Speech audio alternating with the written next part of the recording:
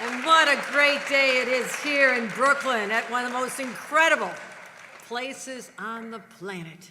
And this is a place to celebrate culture and everything that lifts our spirits up. So I'm proud to be here at BAM once again and to thank people like Coco Killingsworth, the true believers who always say that this is the place we can enrich people's hearts and minds and their souls. So I want to thank her as the president of the Brooklyn Academy of Music. And you just heard from one of the most incredible public servants our nation has ever seen, and that is our Senator Kirsten Gillibrand. Let's give her a round of applause. And how blessed are we to have the majority leader of the United States Senate, our very own Brooklyn's own, Chuck Schumer, who you just heard from. And you're going to hear from our borough president, Antonio Reynoso, and my great friend, new council member, Crystal Hudson, and Hakeem Jeffries, who I served with in Congress, and I believe Eric Gonzalez is coming. You've got an all-star cast for one reason, to celebrate and honor the life of Dr. Martin Luther King, and it's happening right here, right now. And how do we do that? Yes, we come together year after year after year and talk about his life and what he did as such a young person.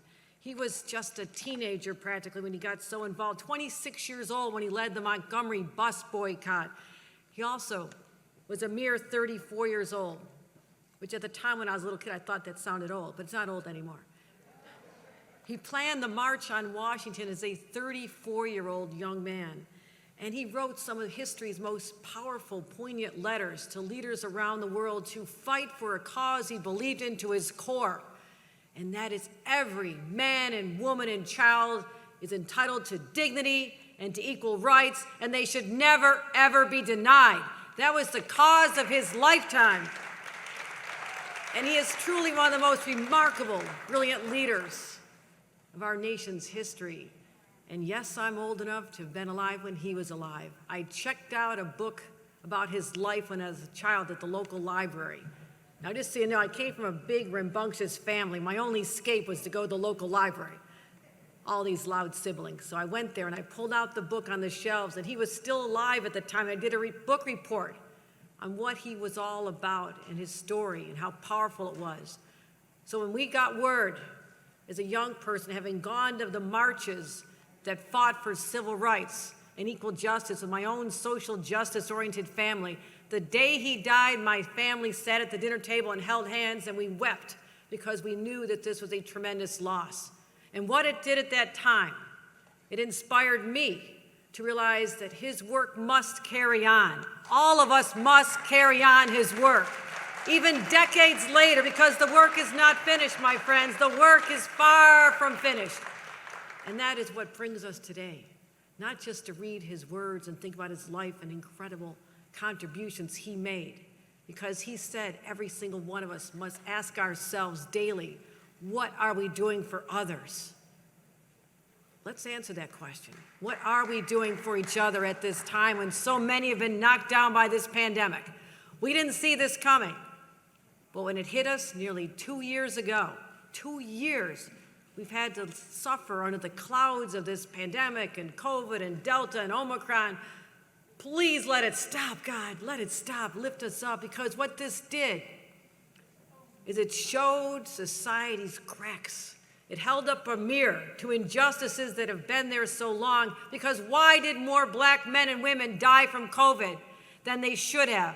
Why did they not live in an area with quality health care that would have lift them up from that? Why are they still suffering, not having homes at this time? Why are they the hardest ones to find jobs for? Because as I declared when I signed a bill into law on December 23rd, my first batch of bills as governor, I signed a bill introduced by Senator Kevin Parker and Assemblymember Taylor Darling that declared that racism is a public health crisis today. Let's call it what it is. It is a public health crisis. And now, I have Dr. Bassett, one of the extraordinary individuals who leads my health department. She is convening people together and saying, why are there healthcare deserts? Why are there disparities? We will get the answers, my friend, because Dr. King would have asked for us to do that. So today, I think about all the areas we have to do so much more. And the rights that every child should have to have a great education. You heard from Senator Gillibrand, making education an essential right, and bringing our schools into this era where we finally revere them for what they do. They launch our children out into the world with great possibilities. Our education has to be funded, and my budget tomorrow is going to have record spending in education because we're going to invest in our children just like Dr. King would have wanted to do. And we're going to help with health care and housing and so many areas where we have a lot of work to do. And we're also going to tackle issues and ask hard questions. Why are the maternal mortality rates so high for Black women? What is going on? Because that is a disgrace here in 2022. It should not be happening. Why are people still falling between the cracks? We're going to get to this. And I want you to know that I have an incredible team of individuals, and working together with our community leaders, our clergy, all of our elected officials, we will find the answers. So we look at that mountaintop in the distance, the one that Dr. King spoke of but never got there himself. I'm saying, my friends, let's pack up. Let's put on our hiking boots. Get your backpacks ready, because we're going to that mountaintop together. And we'll leave this place, the place that Dr. King envisioned in 1968 when he called us to think about the possibilities. No, my friends, we will never give up.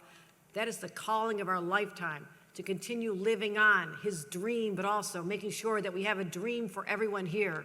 And I call that not the American dream, that is the New York dream. This is a new era for New York. I declared it last week, and you are all part of that journey. So let's head to the mountaintop together. Let's honor Dr. King, and let's live what he wanted us to do. Thank you, my friends. Thank you very much.